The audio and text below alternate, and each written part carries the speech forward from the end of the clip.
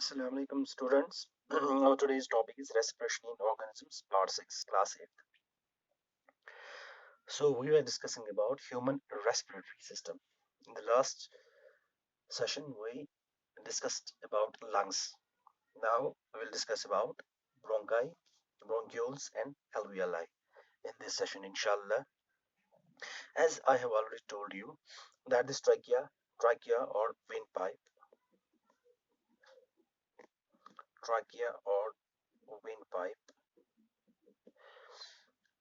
when it starts to enter lungs, before entering lungs, it divides into two thinner tubes. That's right bronchus and left bronchus. Right bronchus and left bronchus. Bronchus for singular. And while entering into the lungs, the right bronchus further divides into three branches. It further divides into three branches. And the left bronchus divides into two branches.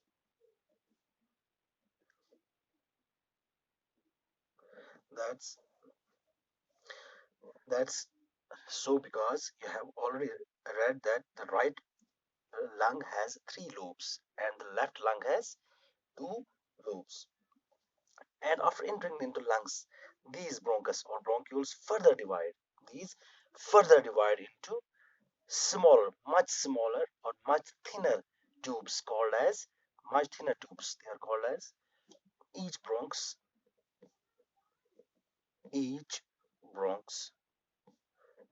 further divide into finer branches. Finer branches called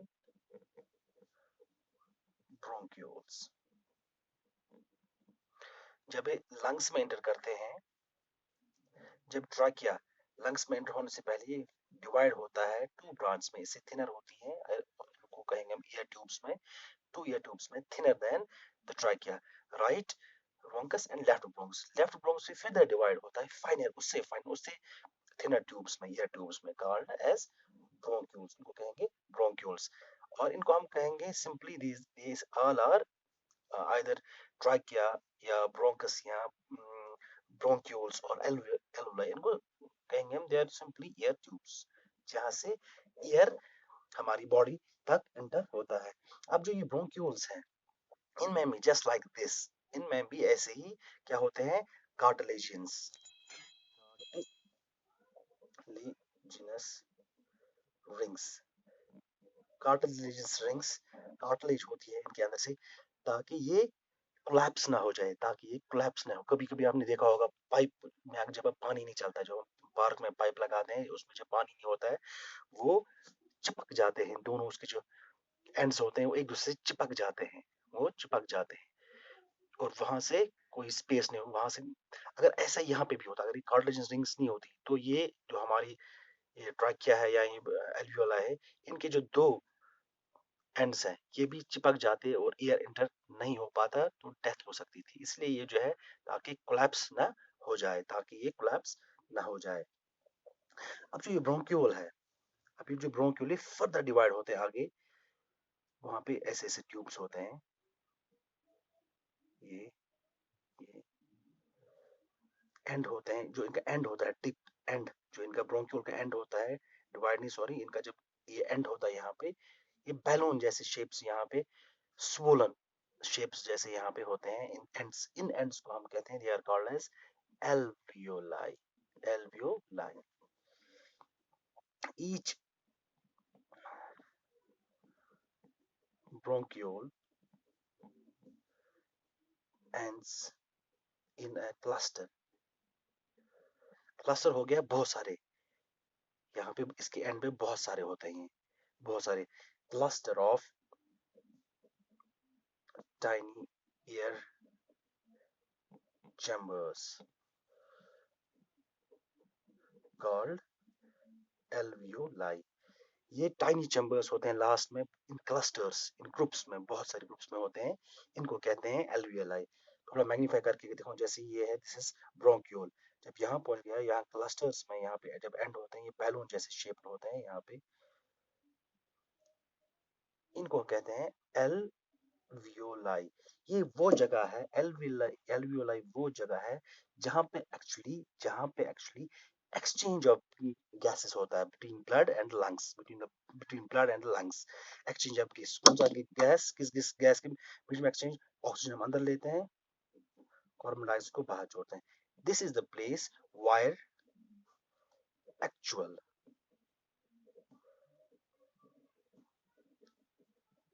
exchange of gases takes place। यही वो place है जहां पे actually exchange of gas take place.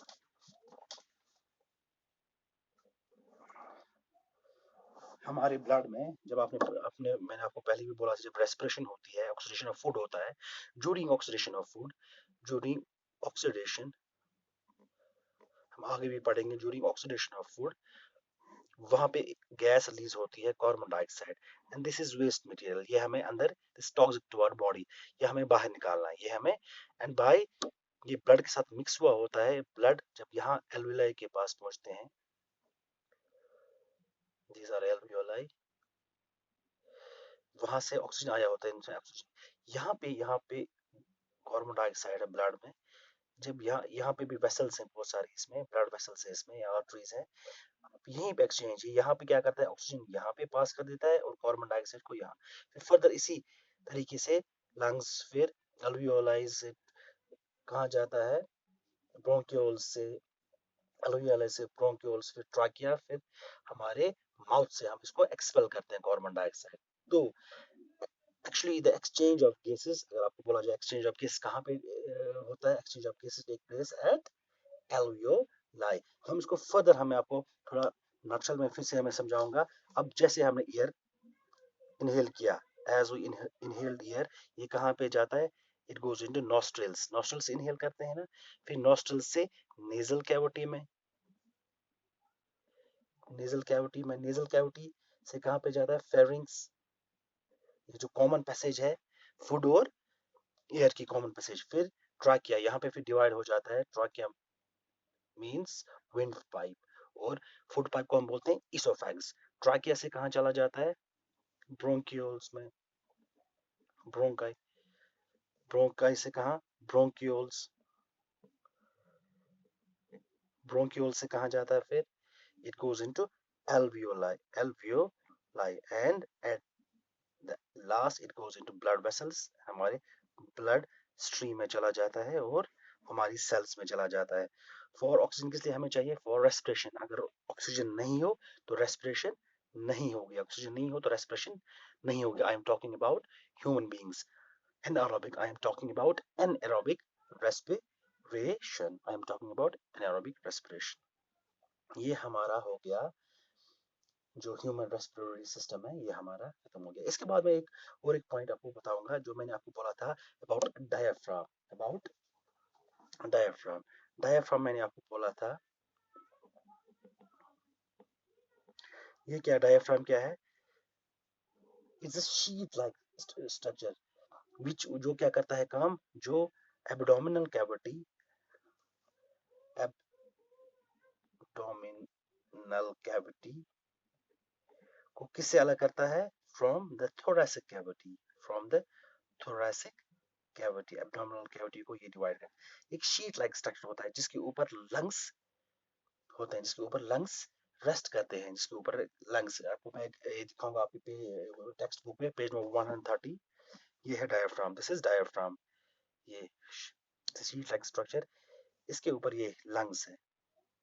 ये अब मैंने आपको बोला एयर को अंदर लेने को क्या कहते हैं, that's called as inhalation. when we breathe in air, that's called as inhalation। breathing in air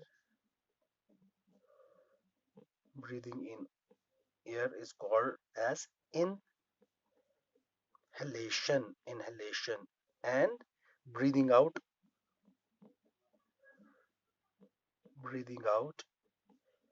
air is called exhalation, inhalation and acceleration, inhalation and acceleration. ये पॉइंट आपको याद रखना है।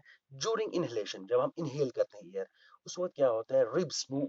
अगर आप सीने पे हाथ रख के, जो सीना हमारा, जैसे हम सीना हमारा ऊपर चढ़ता है, क्योंकि जैसे मैं आपको बैलून में हवा भरेंगे फूल जाएगा, जैसे हम एयर अंदर लेंगे तो हमारे लंग्स फूल जाते हैं, हमारा सीना जो होता है वो बाहर निकलता है, सीना moves moves outwards, our ribs move outwards, our moods move outwards।